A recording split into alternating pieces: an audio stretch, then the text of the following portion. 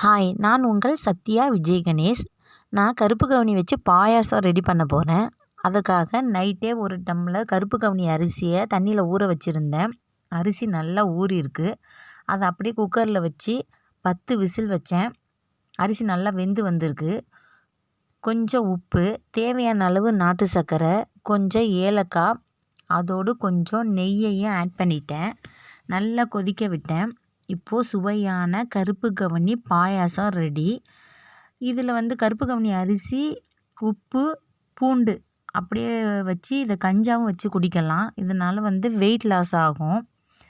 இதுவரை நம்ம சேனலை நீங்கள் சப்ஸ்கிரைப் பண்ணலன்னா சப்ஸ்கிரைப் பண்ணுங்கள். இந்த வீடியோ உங்களுக்கு பிடிச்சிருந்தால் லைக் பண்ணுங்கள், கமெண்ட் பண்ணுங்கள், ஷேர் பண்ணுங்கள்.